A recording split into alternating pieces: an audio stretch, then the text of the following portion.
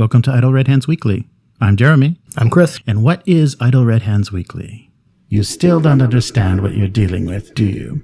Perfect organism. Its structural perfection is matched only by its hostility. I admire its purity. A survivor, unencumbered by conscience, remorse, or delusions of morality. I can't lie to you about your chances, but you have my sympathies.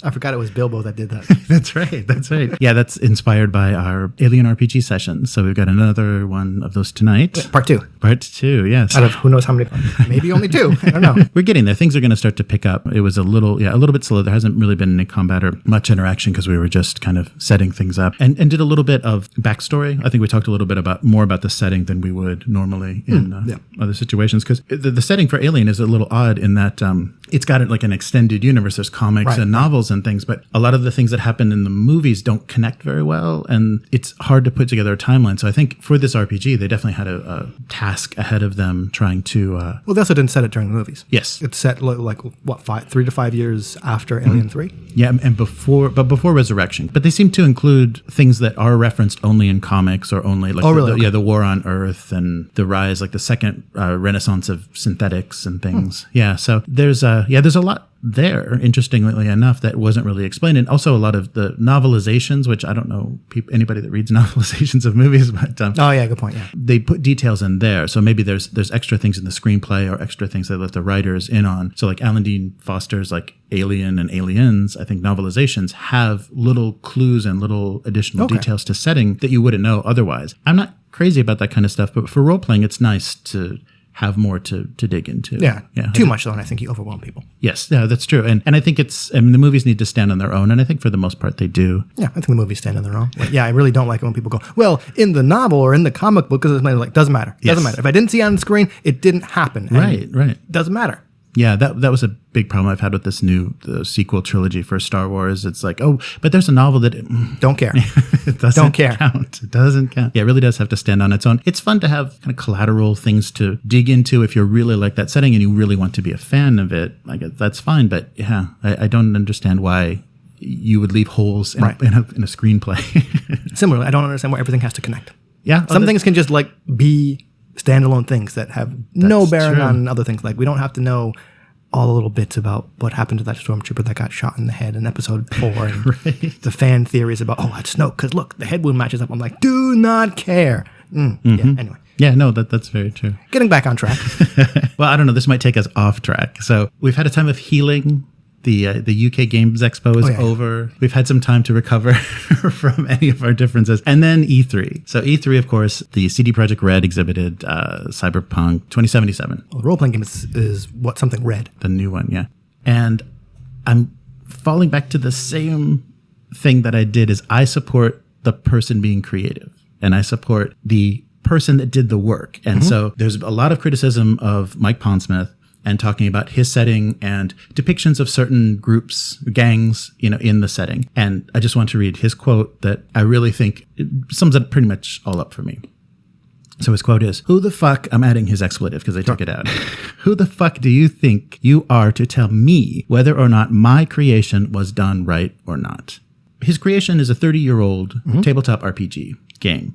So it's going to be dated and it's not going to fit the current, sensitivities in the current politics. And I think it's okay that it does that. And it's okay to even represent that in a current game. Like, 2077 can be referencing situations and things from that previous setting. And we kind of have an understanding. I think Cyberpunk in general is very retro. Like, we already know it's a dated setting. It's very difficult to update because of how, there are ways that they've kind of done that in Shadowrun and even in probably the new Cyberpunk setting, but it is an old setting.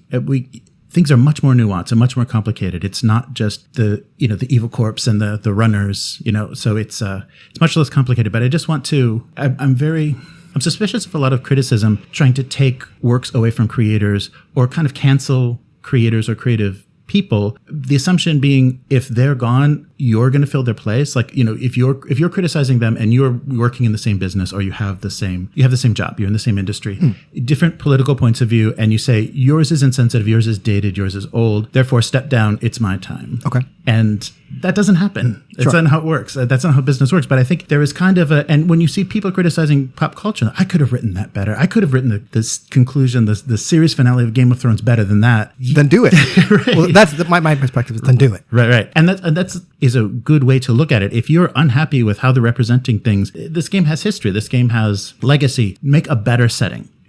Because a better setting will eclipse this old setting. People will see, I'm uncomfortable with this. I don't want to play this. And they will move on. And that's kind of how things need to evolve, instead of kind of Band-Aid or Sharpie. Redacted. Yeah, redacted kind of, this doesn't work anymore. It's like, don't pick apart the setting, kind of leave it, let it do what it's going to do, and then make a better one. Okay. Yeah. That's just my wanting to defend creators in that way. You either leave it alone and say it's a product of its time, because, this is a guy that grew up during the civil rights movement in the 60s in Detroit, I think is his hometown. So he's got a pretty good perspective, and I think he's got some sensitivities that people that are criticizing him don't have other than what they've read online. They've got kind of an online perspective. So yeah, I just wanted to say that, just defend the creator, because I'm really tired of people that have, dedicated a big part of their life to doing things, and then just now it's just being torn apart. Yeah.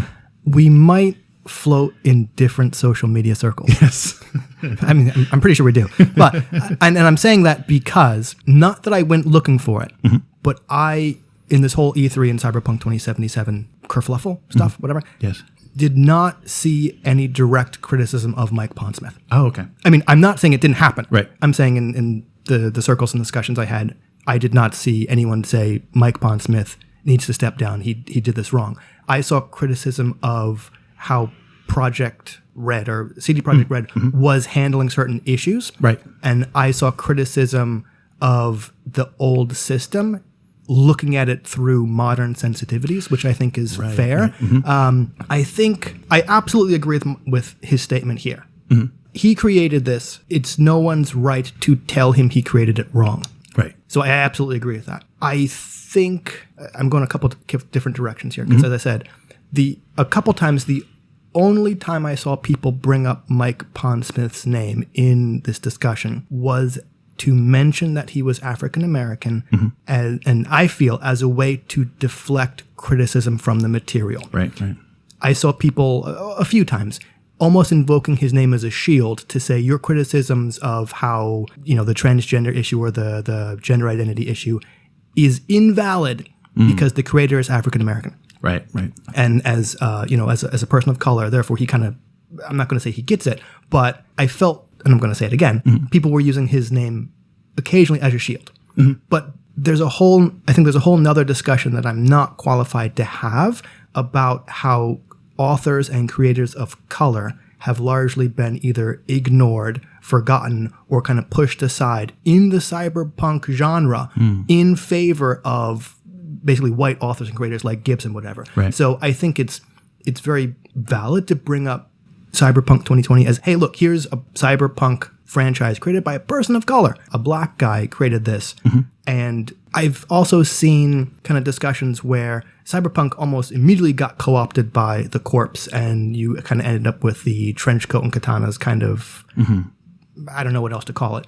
And I've seen other people argue back saying, yes, in mainstream kind of culture, look at what creators of color have done with it, because they are kind of, as marginalized people, they would know what these people on kind of like the fringes of society, and they're doing exciting things with cyberpunk. So don't say cyberpunk is canceled or whatever. Just look outside the narrow scope of Gibson and whoever at Philip K. Dick to see what's going on. Right. So yeah, I kind of don't know where I was going with it. I guess getting back to the whole thing, I think it's totally valid, as you said, to keep Cyberpunk 2020 as sort of, I want to say relic, that's kind of a loaded word, but like a relic of its time.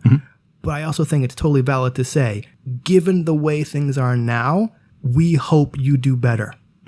We hope you kind of bring this in line to modern sensibilities and kind of leave that stuff out, the problematic stuff. Because things change.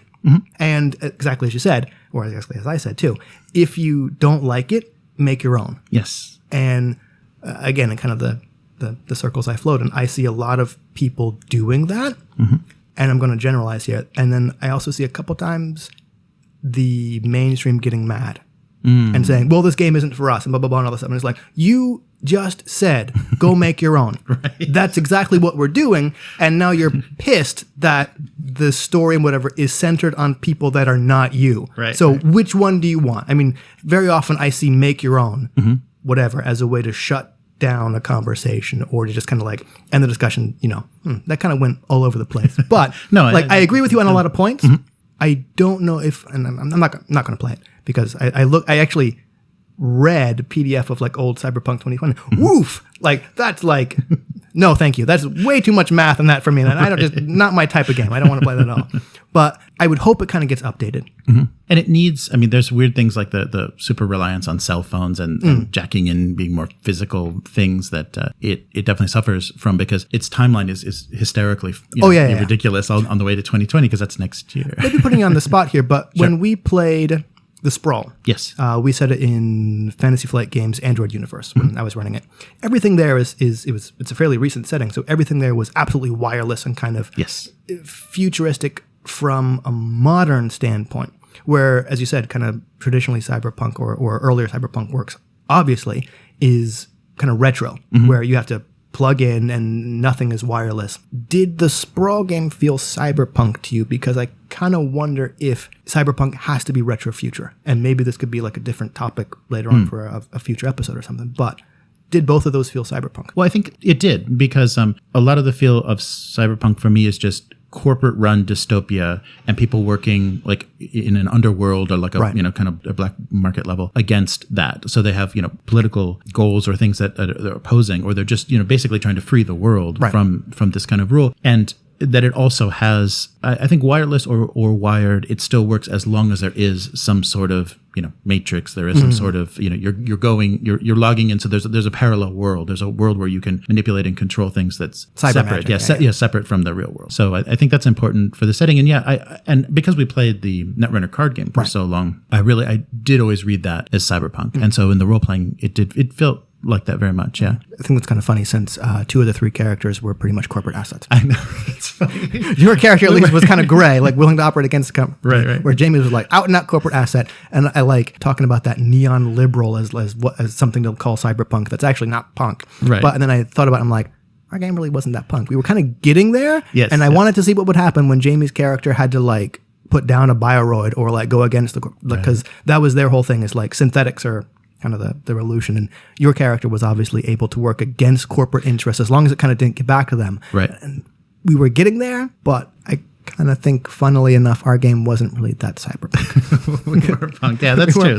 We were just like 1/3 of the group was punk. Yeah, that's really true. And it was a funny dynamic because I did see my character as he was just willing to work against he was working for the corporation just to feed the family, and so he would do whatever it took. Ultimately though, I think cyberpunk, I don't know. When we did research for the episode about Cyberpunk, I really got turned off. About the history of Cyberpunk because the writers are just these bratty guys that are rebelling against Heinlein and the classic kind of 50s and 60s sci-fi. Oh, the utopia sci-fi. Right. Yeah. And so no, it's all dystopia. It's all bad, man, and we're all cool and we're all punk, and it's like we're against everything and very nihilistic, and it's like, but it's very juvenile. And it kind of is, yeah. And so you see that in the over stylization, where you're just like, how old are we? Should we be? I don't know. That setting really turns me off because it's a rebellion to an optimistic and exploration based, a kind of extending humanity based science fiction that I like. So it's like, I'm not. Yeah, I think that kind of gets back to my point about marginalized people writing it. Like I made a joke on Twitter where it's like after seeing the CD Projekt Red Cyberpunk 2077 protagonist, kind of your average scruffy white dude where you're just like, oh, what video game are you from? Because you're from all of them. And my joke was, okay, new Cyberpunk protagonists can only be at least 2 of the 3 following things: white, straight, and male.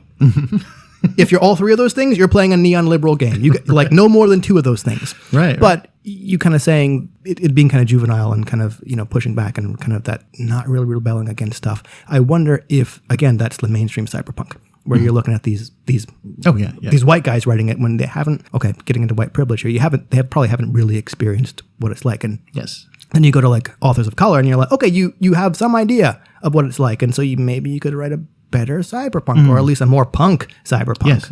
Yeah, and I think it was just, reaction to Reagan era 80s and just like, the world's been turned over to the corporations, man. Reagan's just opening it up and there's nothing but advertising on TV for kids and, we're being poisoned. And it's really funny. I mean, just talking about, Cyberpunk being kind of a relic like the original treatment. When people talk about the effects of television, when you see the special report and television is bending your mind and is changing society, it's like, really? You have no idea what's coming up next. Yeah, really. Bending your mind. People are growing bone spurs from all the technology. Right. Yeah. Which, that's not from technology. Going back to last week, we talked about it.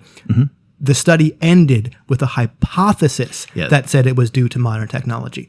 But it's something that develops naturally anyway, just from trying to have to keep your head up. The interesting thing was the large percentage of younger people who had it, where normally you start seeing it develop later with older people. So it's fair bet, I think, to say it's probably from us looking down at our cell phones. But the study did not directly say that. Right. And it's a juicy headline to say young people are growing horns. Yeah, exactly. Cell phones calls horns. Yeah.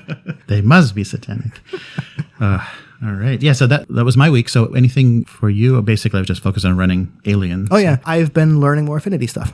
Oh, nice. Also trying not to spend money, which is why I don't have any Kickstarter updates, because after buying those 3 Affinity programs and all the other Kickstarters, I'm like, I got to cut back. Yeah, it still only worked for about 2-3 hours, but I laid out the June Fantastic Fate Patreon resource pack entirely in Affinity Publisher. It's, if you know InDesign, it's a pretty easy changeover. Oh, good. Wow. Some stuff is not in the same place and kind of got to hunt for it now, but I can, with only looking up a few things, I was able to do pretty much everything I did in InDesign, and it seems to run a lot faster, at least on my machine, and exporting PDF also was a lot faster. Nice. So I'm pretty happy with that. Oh, that's great. Yeah, those Adobe products are pretty bloated, and it's like 3D in Photoshop. It's like, oh, really? My machine's also pretty old and slow. So yeah, but I mean, copying over a page, it might as well be like, okay, let's copy that and duplicate the page. Go check on my kid, get a drink. Let's go to the bathroom, come back. Oh, it's still thinking. All right, great. Or now it's like copy paste. Oh, it worked. Cool. Yeah. Yeah. Great. So, so as far as feature topics, one thing that I was thinking of that Lyle brought up in the last session is props in RPG. And I was curious about your opinion. I mean, no one is here from the group, so we're free to talk as we will. I'm sure they'll listen later. But do you think that's a good thing and an immersive thing, or do you think that it could be distracting? That's tough to say, because I generally don't do props only because I'm a perfectionist and I want things to be perfect, and they can't be, so I don't use them. I remember a game that Chris ran, D&D 4E, where we were given a prop that was a clear plastic rod. I appreciated the craft that Chris did that went into it. We couldn't figure out what to do. And that's not a knock on him or anything. And it was like, oh, you're supposed to use it as a magnifying glass. You roll it across this tiny print little letter, and it actually magnifies stuff. Right. And it was fun. And I understand that some people like to have that tactile thing to play with at the table. For me, I don't think it does anything really with immersion, because I'm playing my character, not me. I'm now LARPing. Right. Which isn't a bad thing, but it's kind of it leads down the rabbit hole of, do the skills I, the player, possess matter, or do the skills on my character sheet matter? Well, that's interesting. Yeah, that's a good point, because it is kind of removing you. Lyle looked like he was enjoying it because he instantly, way too much. he could go into character with that gesture of picking up the cup, and that is an excellent point. Yeah, an excellent point, and I did notice that. So I absolutely agree that having a prop, or we had talked before on one of the old episodes about a theme song listening as you came over, something to pick up, or a prop word that actually helps you get into your character. Yeah. So I think that would be a good discussion. It would be fun to talk about how it could be used, and how kind of the pitfalls, what's distracting, or what you should be careful. I think I'd be much more in favor of it as a device to get into character. And I thought it was pretty funny. He was still waving that cup around despite the fact our characters were out in space, in spacesuits. I'm like, how are you going to drink from that thing? All right. It's just the coffee evaporating, turning into vapor yes, and probably frozen. Frozen, tink, tink, tink against the front of your hood, or your helmet. Right, that was the fun thing that we had people taking drugs, people drinking, wearing spacesuits. To be fair, John's character took drugs inside the spaceship, so there was atmosphere. Yes. Oh, yeah, that's right. I have a Kickstarter for this week. You're going to make me spend more money. I don't know. It's interesting. I'm not sure how tempting it is. And there's a few other platforms that do this now. But a company called Bouncyrock, a Norwegian developer, is doing a virtual 3D kind of tile set for role playing. And it can be themed any way. They said, it's not system dependent. But what they showed, of course, was fantasy. So very, 5e looking dwarves and goblins and trolls and a dungeon tile set. But it's basically a place where you can meet and interact with this in this 3D world, and you have painted miniatures, and the way things move is just like you would interact with a Dwarven Forge set on your actual table. Okay, so it's not animated. Right. Yeah, there may be some lighting effects, and they do things that they call sound pillars. So when you move into certain areas, maybe certain atmospheric sounds or things can be triggered. So maybe like in video games, when you're moving through the 3D space, they do invisible triggers that suddenly you'll hear something rustling or you'll hear a growl of an animal. Right. And they also allow you to put music. They're doing like original music for inside this system. So is this kind of designed to be used on things like Roll20 or other virtual tabletop kind of things? On its own, yeah. I think it's not supposed to be incorporated. It's actually its own platform. Okay. And they've been testing it. It's been in alpha for a while with a group of people testing. And the interesting thing that they say, and I'm not sure if this is scale or actual physical, is that each board, each world that you can build with this system can be up to 30 kilometers across and 10 kilometers tall. When you sent over the notes, I thought that was a typo. Yeah, no, and unless it's a scale, unless it's world scale. So I would hope so. Yeah, you're going down to a 28 millimeter, 30 millimeter miniature. That's still huge. I mean, you can build an entire country and different kingdoms and different small country if it's only 30 kilometers. But that's pretty impressive. You can actually feel like you're getting places physically moving through something. But I thought it was interesting approach, something to keep a look at, because I've been looking at like 3D printing and tile, 3D printing tiles and things that, create kind of immersive boards for role playing. And this does it virtually. Right. So I'm curious like how successful that is and how comfortable it is, because always things that you can do online that instantly eliminates the distances, so people that can't get together in the same physical room, can still have that kind of experience. The project is called Talespire. So I named the company, not the project. So Talespire. And so it's a digital tile set and miniatures with music and sound effects. Cool. I'm going to have to go check it out because I'm having a little bit of trouble of concepting what it looks like. It looks like retro painted figures and things. Yeah, it just looks like a video game version of a tile set, because you're the camera is down in there and the GM has control of the camera so they can focus everybody on something. So the troll, walks through the entrance to the tomb and he's right there. You zoom right in on it. So yeah, he can direct your view, which is interesting, but I don't know. I mean, if it feels very computery and very artificial, then that might be just as distracting as anything else. But I mean, with the rise of like Roll20 and other kinds of virtual tabletop stuff, as you said, people who are not in the same physical location being able to game, I see this being really useful. And people love Dwarven Forge and their miniatures. Yes. Yeah. So that's, and this would be much less expensive than that. So yeah, actually it was nice there to actually have the entire system without like customized things and different settings and things unlocked, but their basic system is only $20. Oh, really? Okay. Yeah. So very low level entry buy-in. So that's what made it interesting to me, because a lot of people, when they do these big scale or these like new technology things, they have big price tags. Right. I'm always kind of reluctant to talk about digital things in Kickstarters because so many digital products, I haven't been burnt by anything, but things that I follow, sometimes digital projects are just more easily just drift into vaporware. Never materialize and just say, we spent the money, it's not going to happen. Or if you're going to want to get real dystopian, hey, DRM, and then stuff just stops working 20 years from now. Yeah, right. All right. And the last thing I had was a question that came up. Yeah, we're getting questions. Yay. We got another question. So it was something that came up on our YouTube channel when we posted. And you didn't just ignore it. No, I didn't. Why didn't I? But our actual play for the first session of Alien, and the person said, "Why did you read the character agendas when that would give the players so much more opportunity for role play?" And I was like, "Agendas? What are you talking about?"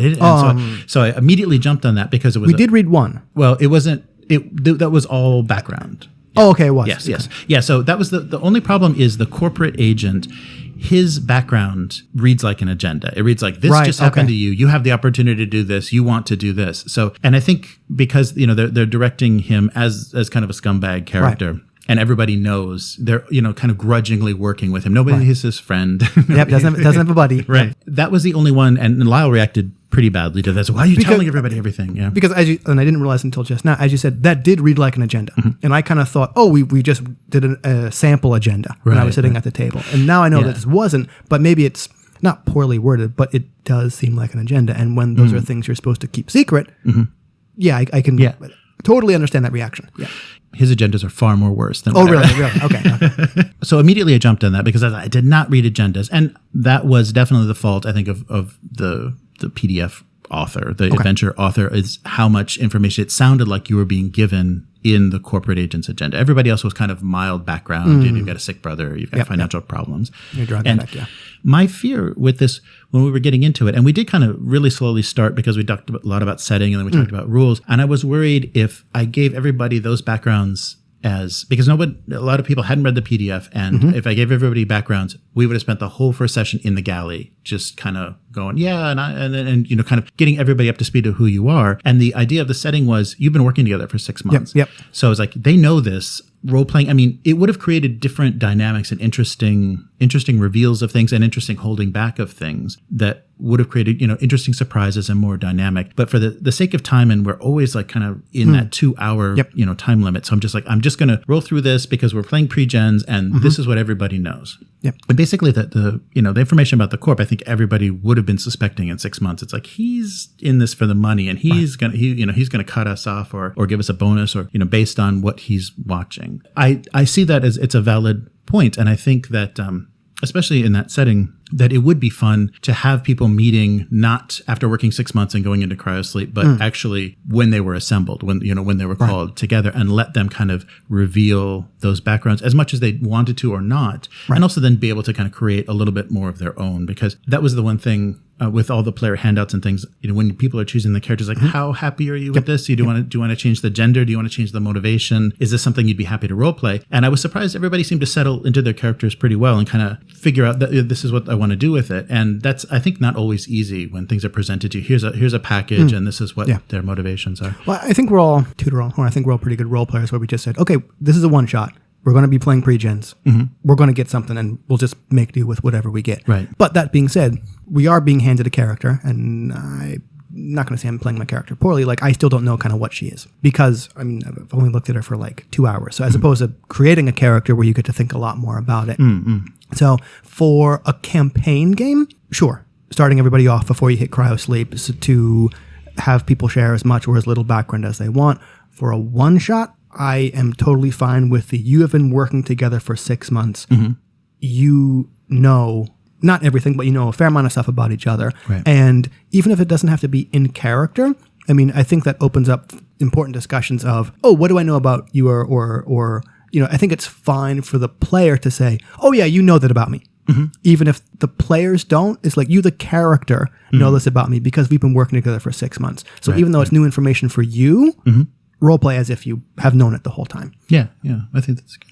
Yeah, I'm glad that went okay. But I definitely see the person's points, and so Axel, I definitely agree that it preferably have we had the time, it would have been nicer to get into that session. He even commented he ran this exact session and he did it that way. He did it as a player handout and then let the players determine in that first meeting after you wake up what you want to talk about. Right.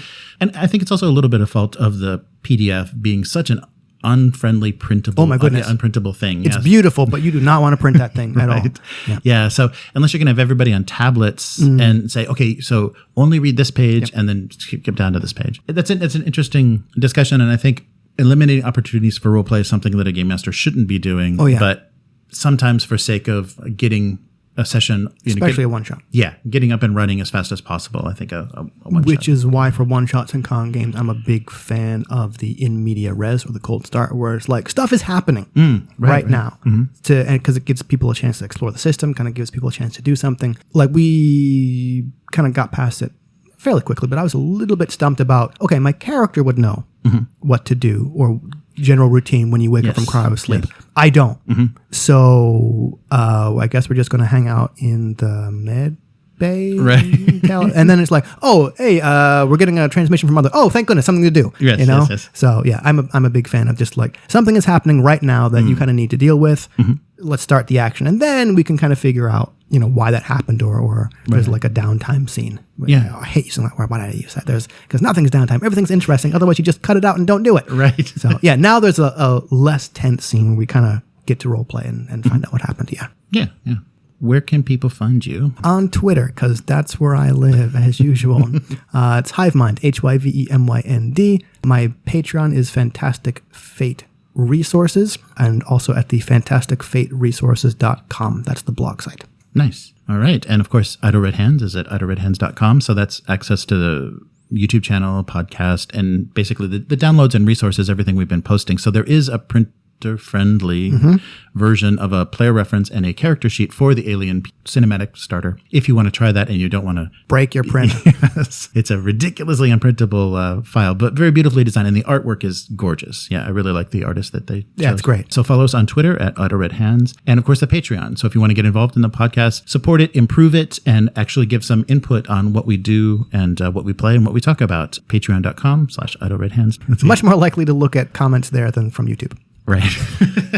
Yes, I fell for it. I fell for the replying to a comment, but it was a good guy. I mean, it was definitely somebody that was asking an honest question. Right, it wasn't like, what's wrong with you guys? Yeah. So I think it was a very honest, like, why would you do that? So wonderful. Cool. All right. So that's it for this week. We will see you next week. Bye. Bye.